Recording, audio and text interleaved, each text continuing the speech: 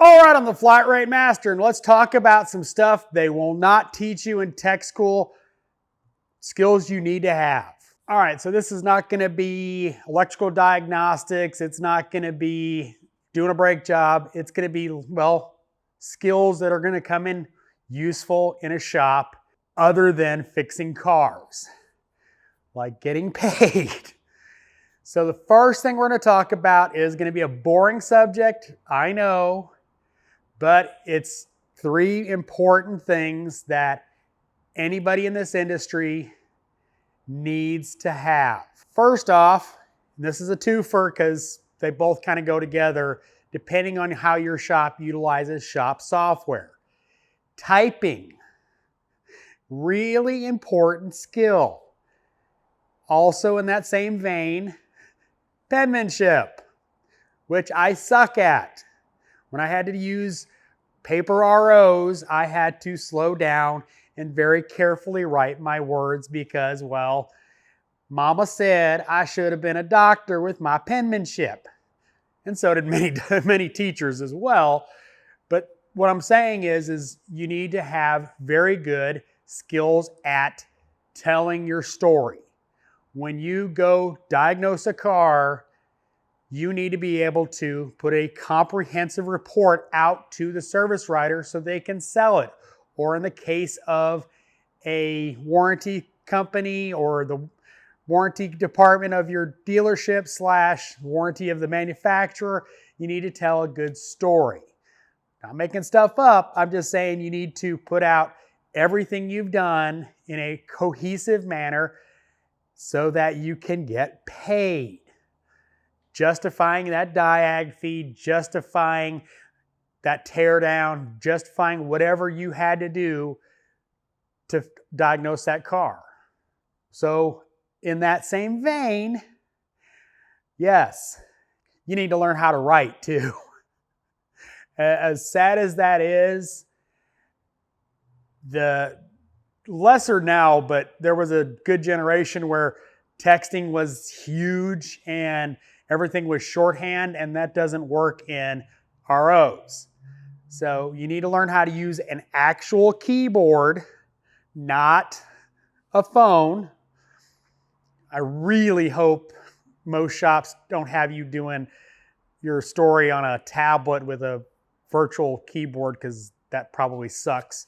But typing or penmanship are really important so you don't get those stupid questions like, what the hell did you write here? Yeah, I've gotten those. There's been a few times I had to go back into my notes and go, and think about it and read in context and go, oh yeah, that's what I meant. Also, in that same vein, reading comprehension. Service information can be, well, confusing, convoluted, cryptic, so you need to understand how to read well so you can understand what the heck they're talking about. You know, if you read service information, sometimes you can pull it out and it goes, well, this was written by an engineer, a guy that's never worked on cars before, and a script writer that wants to go to Hollywood, but instead he's doing copy for a manufacturer. And you can see all 3 of it in one, couple paragraphs. So reading comprehension is also really important. A huge life skill that I think is so under-taught everywhere. It is such a needed thing that should be taught in schools, and it is not. And I'm not getting political or anything like that, but it is money management. It's important for anybody, whether they're in a technician standpoint or, doing, whatever. You need to know how to manage money. 15 bangs a day gets you in a lot of debt. Whereas, bringing your lunch or stuff like that, understanding that this is your paycheck, this goes to this and this goes to this. I know I've talked about this many times, but it is such an important life skill for everybody. Understanding your personal finance is how you don't wind up 70 years old, crippled because you did this for a living, and broke. Personal finance is really important. You need to have an emergency fund. You need to have a retirement plan. You need to have resources to fall back on, regardless of what you do for a living. It's so important to understand you need to manage your money. You can't let it run your life. I know you want to run out and buy that jacked up 4x4 and the boat and the ski jets and the four-wheelers or whatever, cigars, whiskey, like me. It's really important to, cater those to your budget.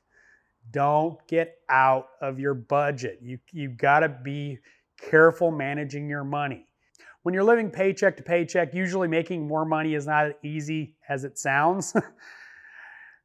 So it's better to figure out where your money sinks are and deal with them rather than trying to, do some quick get rich quick scheme that doesn't work, or kill yourself. So you work, I'm going to work overtime, or I'm going to bust out more hours. And then you got to have life work balance too.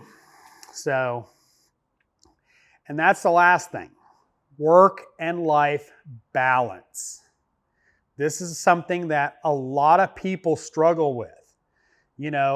They eat, sleep, and breathe whatever they're into. They go home and they're doing training videos or reading SAE papers, and that's great. But you also have to not forget about your wife or your spouse or your kids or you. So you also have to develop a skill of balancing your life. And that's not something I'm going to be able to teach you because, my wife yells at me enough about YouTube. So just some food for thought. They're never going to teach you this kind of stuff in tech school, so it's an important subject. So as always, thanks for watching. I am the Flat Rate Master.